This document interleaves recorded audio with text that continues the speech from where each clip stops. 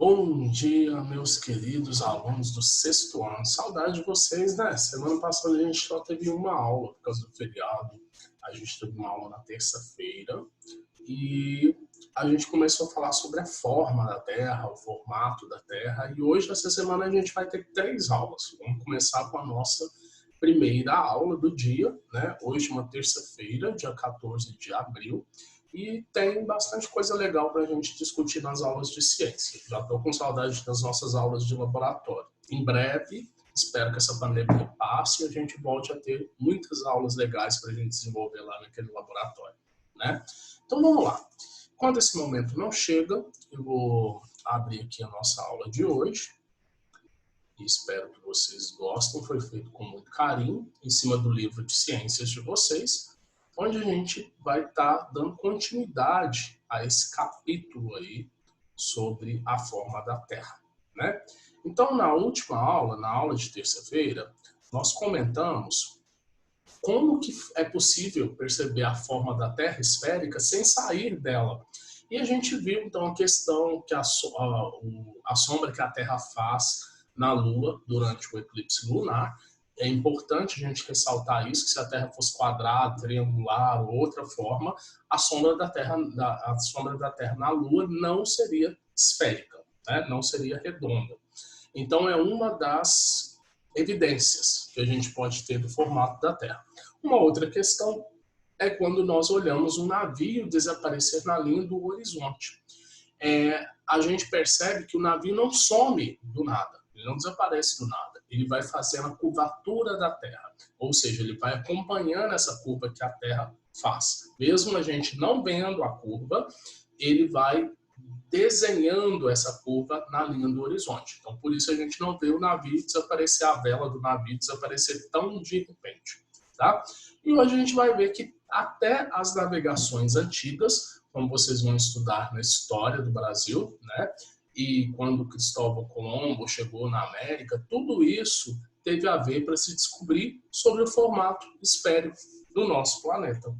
Isso também contribuiu. Então, dando sequência aqui no nosso SESI Online, nossa segunda aula de ciências comigo, a gente vai então entrar na aula de hoje, terça-feira, quarto horário, 14 de abril de 2020. Então acompanhem comigo aqui o nosso livro de ciências. A gente está aí no capítulo 2, falando mais sobre a forma da Terra que a gente iniciou na aula de terça-feira passada. Então olha só, em suas navegações pela Terra, né, Cristóvão Colombo, que foi um dos grandes navegadores e descobriu então a América, partiu do pressuposto que a Terra fosse esférica. Seria possível voltar ao ponto de partida, saindo de um lugar, se ela é redonda, você volta para o mesmo ponto. Foi isso que Cristóvão Colombo quis dizer. Vou viajar o mundo e se a Terra realmente for redonda, como muitas pessoas suspeitavam, eu devo voltar para o mesmo ponto. E foi assim que ele imaginou fazer essa viagem aí, ó. Então vamos lá. Colombo decidiu que poderia chegar até o Oriente Médio navegando para o oeste, para o Atlântico. Em 1492, então, quando ele saiu lá da Espanha, Colombo teria chegado ao continente americano e não aonde ele achou que ele ia chegar, que era nas Índias, né? No Japão e na Índia. Ele chegou na América imaginando que ele teria chegado no Japão. Então, mais ou menos foi esse trajeto aqui, ó, que Cristóvão Colombo fez. Acompanhe comigo. Ele saiu aqui, né, de Lisboa. Aqui a gente tem aqui, ó, a linha de... Deixa eu só me arrastar aqui, por favor, para vocês entenderem. Vou ficar aqui em cima. Então, Colombo, ele sai daqui. Acompanhe comigo a linha de saída, que é em verde. Ele sai, então, de Lisboa e ele faz esse trajeto aqui, ó, Oceano Atlântico. Ele achando que ele estava indo para as Índias, ele vai chegar aqui nesses arquipélagos aqui, nessas ilhazinhas aqui do Caribe, né? Depois, ele volta aqui, ó, chegada ao continente americano, a linha vermelha, e depois a saída do continente americano para a capital do país, que é Lisboa, tá? Então aqui a gente tem saída do continente americano, então saiu da América, voltando para a Europa. Então foi isso que Colombo fez esse trajeto aí, imaginando ter chegado, saído do mesmo ponto e chegado para o mesmo ponto. Só que ele não deu a volta ao mundo. Quem realmente fez isso, há quase 30 anos depois, foi Fernão de Magalhães. Fernão de Magalhães, outro grande navegador da história, olha o trajeto que ele fez, tá? Para vocês entenderem aqui. Fernão Magalhães, ele fez essa linha vermelha aqui, ó. Ele saiu aqui da Europa, então ele vai fazer todo esse trajeto aqui. E um outro navegador, aí ele chega aqui em Filipinas, olha, dá praticamente uma volta ao mundo. Quando ele chega aqui, um outro navegador, Sebastião Elcano, vai fazer essa volta com ele. Por quê? Aqui, Fernão Magalhães morre. Então, a morte de Magalhães foi aqui em 20 de setembro de 1519. Então, ele não pôde dar continuidade à viagem. Mas um outro navegador, Sebastião Cane, faz esse trajeto. Então, ele sai daqui de Filipinas, onde Fernão de Magalhães, claro que isso demora meses, né, de viagem, anos de viagem às vezes. Ele sai daqui em 1521, 1522, para retornar aí depois de meses viajando, voltar aqui à Europa. Os barcos naquela época não tinham todos os motores de hoje, não eram tão tecnológicos como os barcos de hoje, nem velozes, né? Dependia mais do vento, enfim. Então, só para vocês terem uma noção dessa viagem que demorou pelo menos 3 anos, né? 20 de setembro de 2019, 6 de setembro de 1522, tá? Saiu em 1519, chega em 1522. 3 anos de viagem para completar essa volta à Terra, sendo que começou com um navegador e terminou com outro.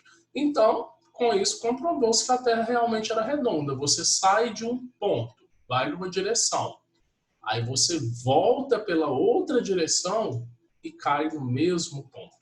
Isso se a Terra fosse quadrada, triangular ou qualquer outro formato, não seria possível isso. Por quê? Se ela fosse totalmente quadrada, você ia chegar no fim da Terra.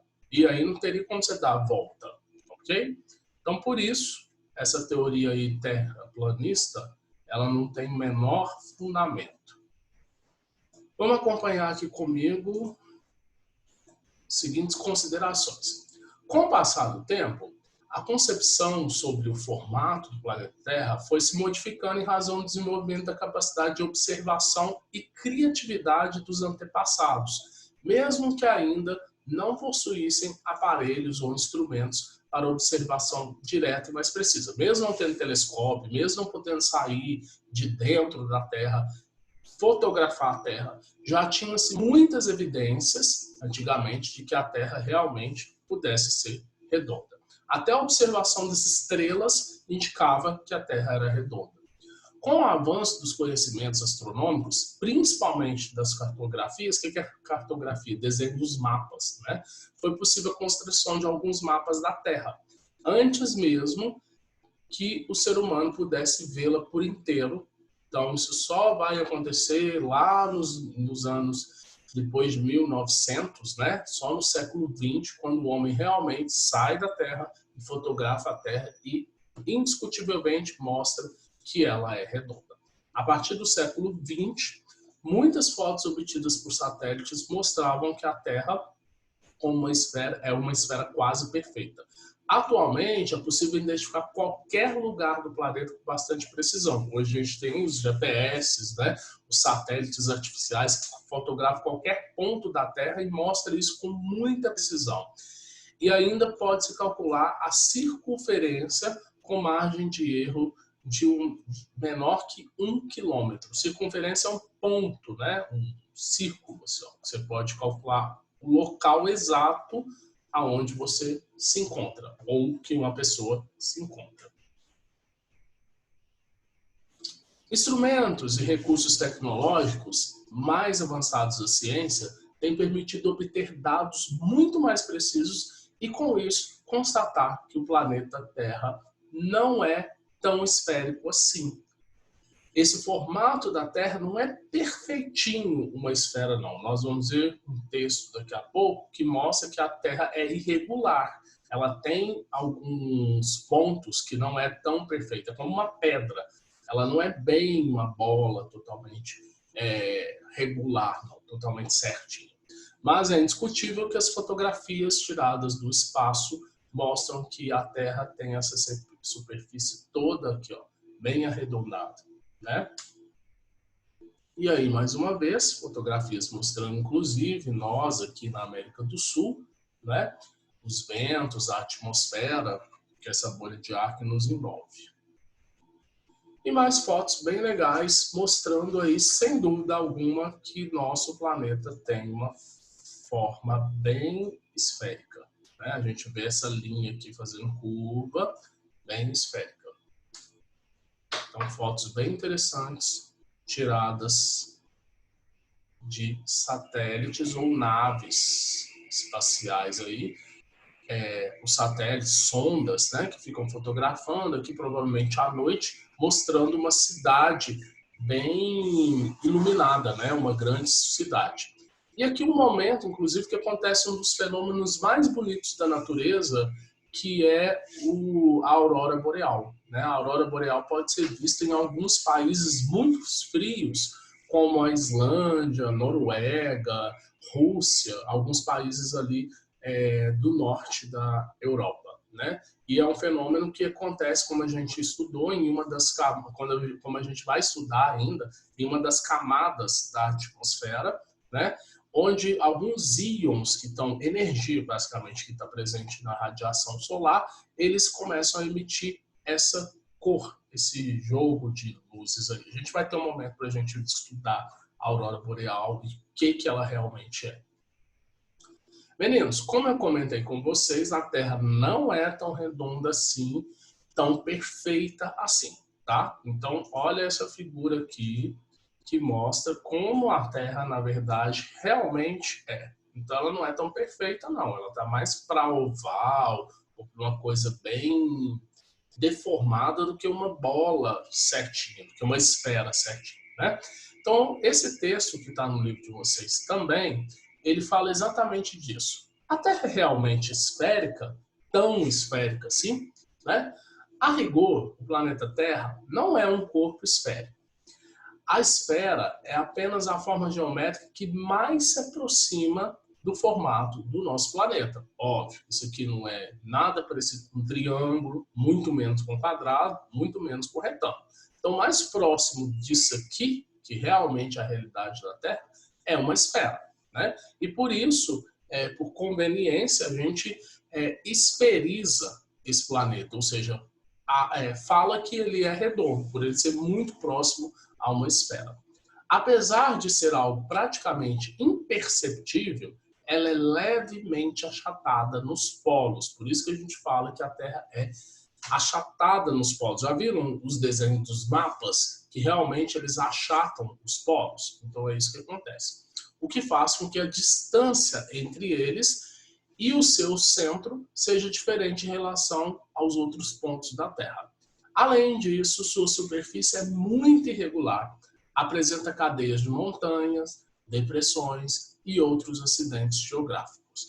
De acordo com dados obtidos pela sonda espacial GOSS, né, Gravity Field and State Ocean Circulation Explorer, da Agência Espacial Europeia. Então, isso aqui é uma agência que faz estudos sobre os planetas, sobre as formas dos planetas e dos astros de um modo geral, tá?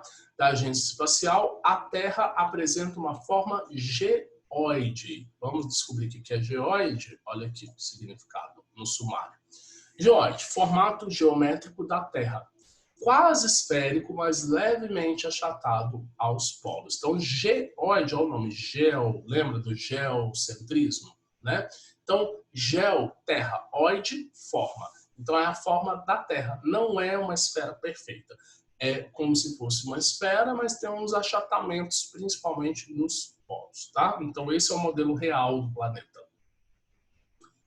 Isso está no livro de vocês, podem conferir na página 39. Belezinha? Agora nós vamos ver, então, esse capítulo, o que ficou, o que é importante saber desse capítulo. Nós estudamos, então, na semana passada, as evidências, o que faz a gente comprovar que a Terra realmente é redonda.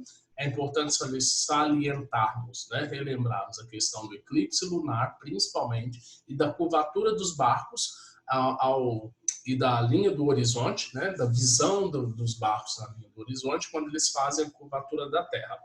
Importante também a contribuição de Cristóvão Colombo, ao navegar, ao tentar fazer uma volta, né, sair de um ponto, dar a volta e chegar ao mesmo ponto. Ele não completou isso porque ele morreu, né, antes da viagem se concretizar, mas um outro navegador ele emendou essa viagem, ou seja, terminou essa viagem para Colombo e chegou exatamente no ponto aonde ele tinha saído. E o formato real da Terra, que é esse formato que a gente chama de geoide, né? Quer dizer, achatada nos polos. Apesar de que numa fotografia como essa aqui, ó, esse achatamento é imperceptível, a gente nem percebe. Com isso agora, nós vamos sair aqui da videoaula, vamos lá para o chat para ver se tem alguma dúvida, alguma pergunta para a gente questionar, e logo em seguida vocês vão para a nossa atividade. A atividade que vocês vão fazer é essa aqui, ó, atividade para iniciar agora na aula e finalizar em casa, tá? Então vocês vão abrir o livro, o caderno, eu vou ficar aqui no chat, vou tirar dúvidas com vocês sobre essas atividades e vocês vão fazendo aí até finalizar a nossa aula, belezinha?